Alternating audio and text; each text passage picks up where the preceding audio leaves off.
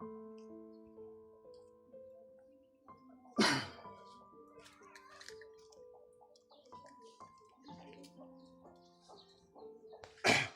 yun mga tol, isang mapagpalang araw sa ating lahat, no? So, kakagaling ko lang sa eskwelahan ng mga bata. Nagpa-enroll ako ng mga bata. Itang 3. Buti na lang na ano ko pa. Na-enroll ko kasi mahigit 1 linggo na kasi yung nagsimula yung klase. So ngayon ko lang na-enroll yung mga bata, no? So, galing ako doon sa eskwelahan. Sira na kasi wala kasi maupuan yung anak ko na si Argel, yung babae. So, galing ito sa school, ni-repair ko lang. Huli na kasi siya. Wala nang natira na mga upuan dito. Kaya doon sa school nila. Kaya nadala ako ng mga kahoy galing doon. At ni-repair ko na lang yung mga sira ng mga upuan doon sa eskwelahan. So, kasama ko ngayon si Gerson, mga tol. Nandito si Gerson. So, tayo ka nga, Son. Sakto din naman yung damit ko sa kanya. Pero medyo malaki nga lang yung yung sa may baywang ba ng short pan. So, habang pansamantala lang muna yan. Isuot ko yan. Kapag may biyaya na darating, bilhan kita ng mga damit. So, tatapusin ko muna ito, mga tol. Yeah, nandito ako kay Kuya. Dito muna ako titira. Samantala. Hanap tayo ng trabaho pagkatapos. Maghanap kami ng trabaho pagkatapos. Wala.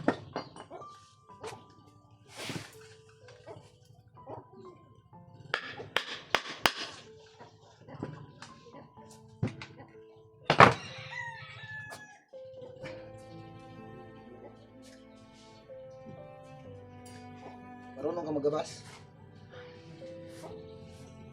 Hindi. Kuya. Ha? Hindi. Hindi ka marunong magabas? Hindi.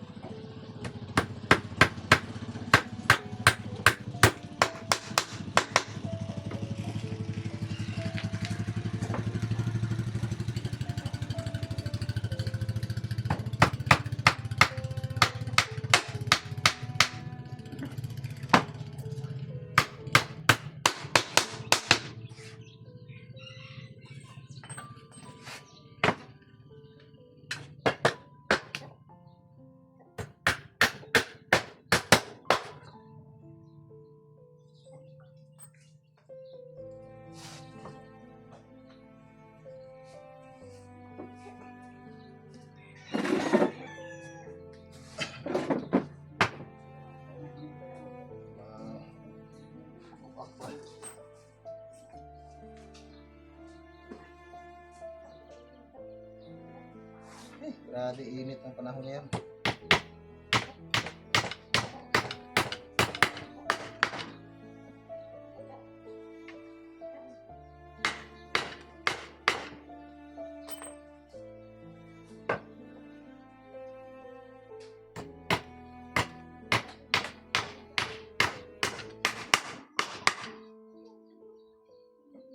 So, buti na lang may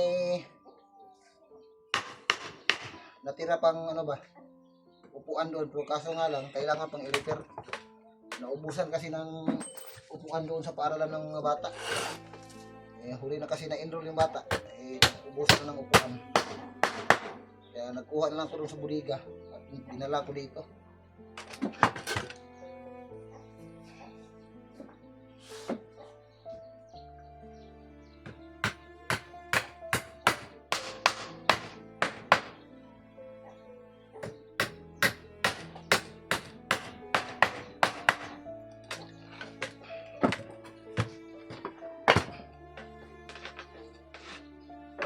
Kasi kalog-kalog na. Son, pwede pa hawakan dun sa may dulo, son. Yan o. Kanon. Kaya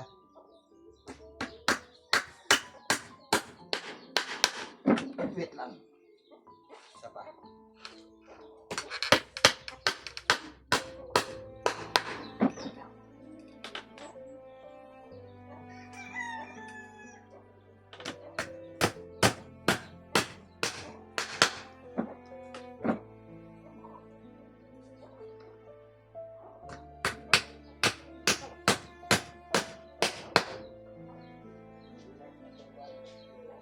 Marunong ka ba mag, ano sir? Panday? Ah? Kuya. Kailangan matuto ka magpanday. Kahit sinampang kong mga pagkapanday ba? Para magkaroon kang ng pamilya. Hindi ka na mag, ano ba? Magbayad pa ng karpintero o mason. Kapag alam mo ito yung ganito trabaho, kahit kunti lang, basta marunong ka lang mag ano. Makagawa ka ng bahay ng sarili mo, wala kang babayaran, ikaw lang yung mag ano, trabaho. Mahal pa naman ngayon ang ano, magbayad ng mga panday. No? Kailangan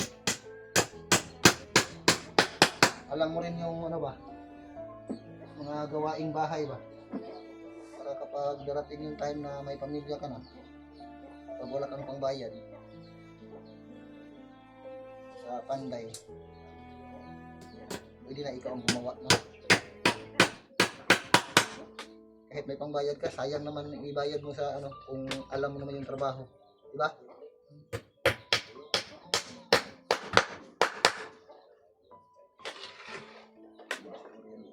Kuya.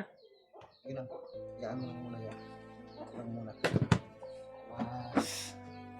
Ano ba? Yung ano kasi, anak ko na babae, ang uupo nito doon sa paaralan nila. Naubusan kasi ng upuan. Uli na kasi na-enroll yung bata.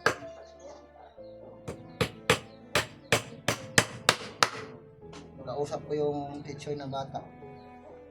Siya may mga upuan man daw doon sa ano, bodega, kaso nga lang sira na, kailangan pa i-repair. So dinala ko na lang, dito ko na i-repair sa bahay para ano ba,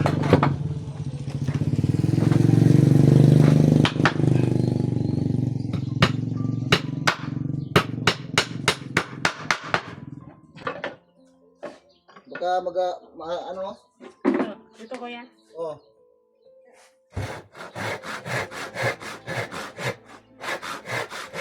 Ayan.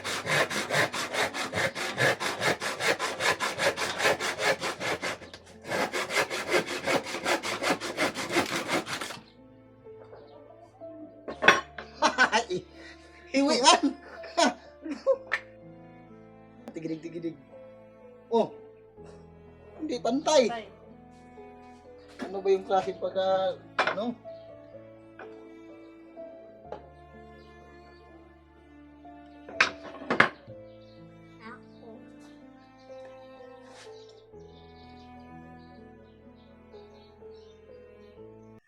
Tingnan mo kung maglapis. Tiring naman ito.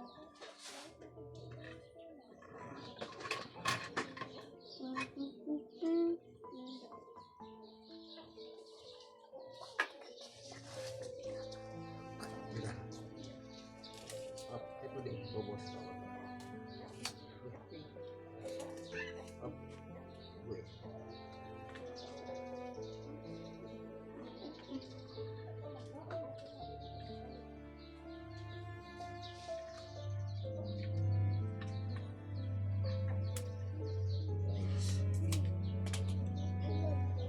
Napulot ka nga ng gusto pa o.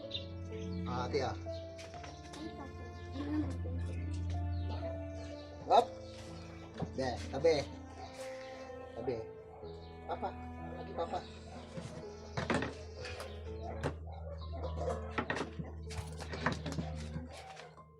Nagabas mo nila.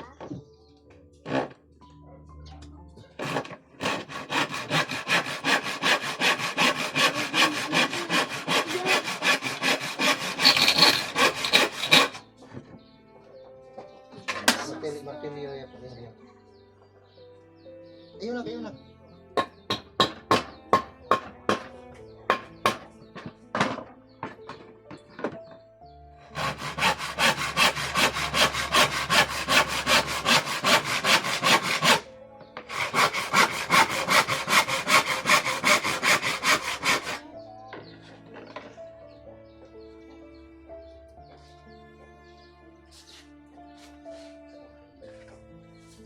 Hmm? Ayun lang. Eh? Tutok ko sa langsang. Yeah, tabi muna tabi. Ah, sige. Kaya dyan saan natin pagabas. Kaya, saan? Putin mo. Straight ha. Yung ano. Hinahinay na. Para ma-straight mo.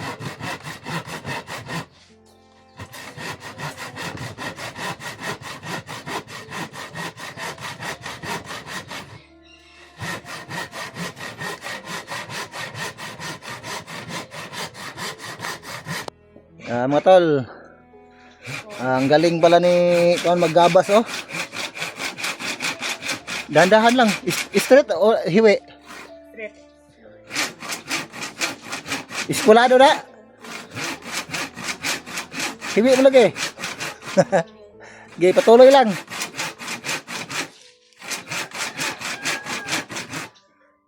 Turuan natin to paano mag ano, para marunong na mag carpenter. Ipasok natin to sa construction. Mag-apply kami sa construction baka sa susunod na linggo. Kailangan ko munang ihanda itong mga bata pagkatapos na kapasok na sa paaralan nila kasi first day of school nila bukas. Ngayon sana pero ngayon lang pa na-enroll. Dahan-dahan lang ha. Papa, mauna akong gamiton. Oh, muna imong lingkuranan.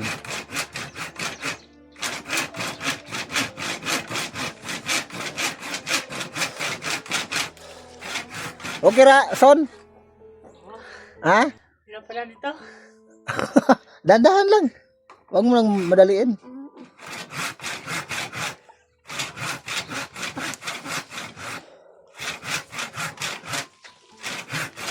Muna.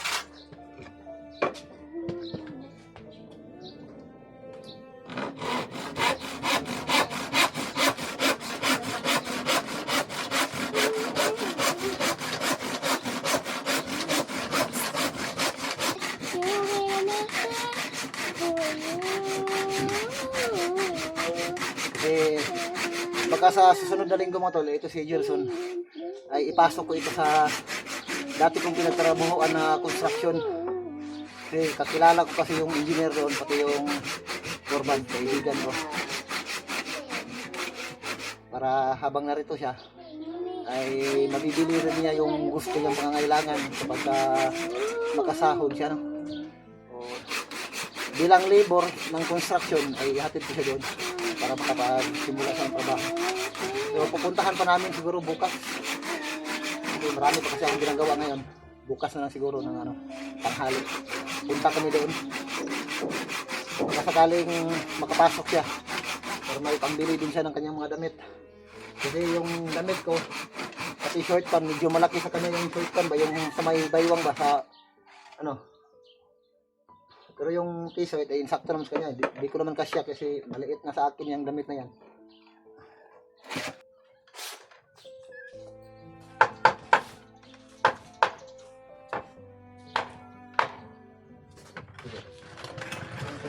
Papa, hangad lagi ni pa. Ito man ba? Dura. Sige. Dinuhin.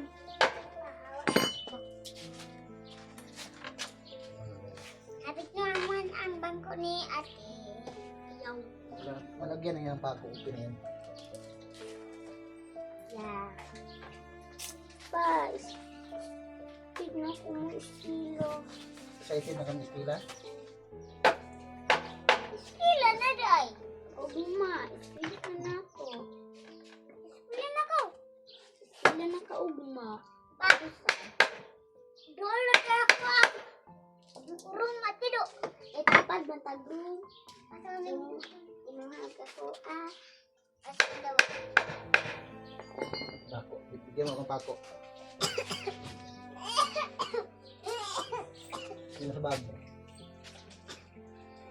Yung medyo mataas dito. Gabal ko. Yung medyo mataas. Yung medyo mataas. Hindi mo sa...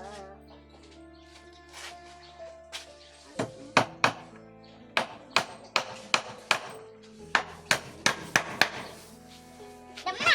Buta! Wait lang, Duy. Tabi, Duy.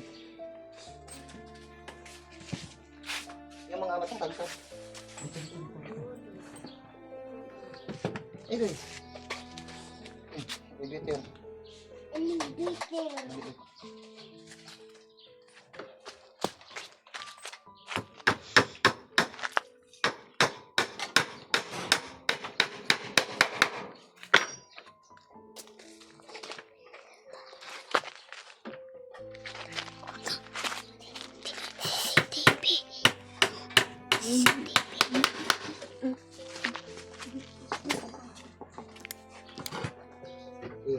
Ano, itulak mo na.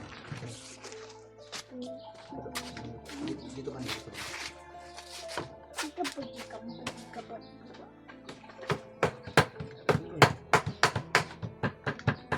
Medyo iangat ko na.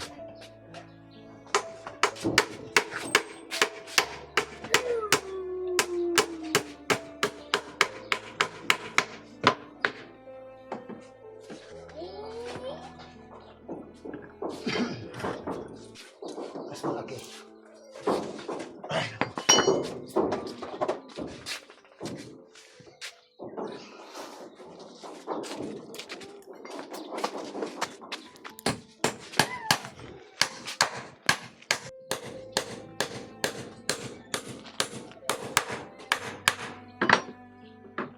Yes.